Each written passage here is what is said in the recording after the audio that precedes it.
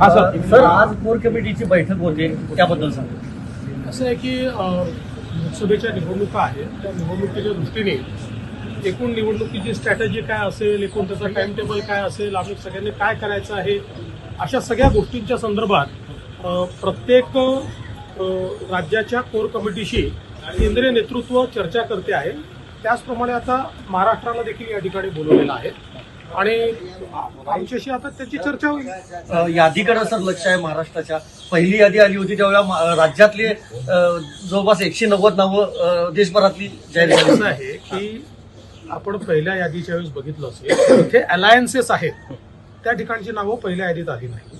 कारण अलायन्सेसमध्ये जे पक्ष सोबत अलायन्समध्ये असतात त्यांच्यासोबत चर्चा करून करायचं असतं. पहिल्या यादीमध्ये जिथे फक्त भाजप लढतो असे स्टेट्स त्या ठिकाणी आलेले आहेत. आता अलायन्सेसवाले स्टेट येतील, तुम्ही काळजी करू नका. तुम्हाला योग्य वेळी सगळी माहिती मिळेल. योग्य वेळी सगळ्या प्रकारचे जे काही निर्णय आमचे होतील ते तुमच्यापर्यंत आम्ही पोहोचूच. आणि खूप महाराष्ट्रातील तुमचे जे मित्रपक्ष आहेत त्यांना एक डिजिट उमेदवार मिळणार. हे खरं म्हणजे ही पतंगबाजी आहे. एक डिजिट मिळणार आणि अर्धेच मिळणार आणि एवढेच मिळणार.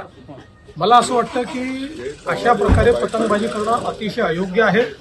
आमचे जे दोन्ही साथीदार आहेत यांना आम्ही योग्य सन्मान जो आहे त्या सन्मानाप्रमाणे त्यांना जागा आम्ही देऊ. त्याच्यामुळे हे जे काही मीडियात स्वतःहून ठरवत आहे की एवढ्याच जागा मिळणार आणि तेवढ्याच जागा मिळणार, हे मीडियाने बंद केलं पाहिजे. हे अतिशय चुकीचं आहे. ही न्यूज धादांत चुकीची आहे.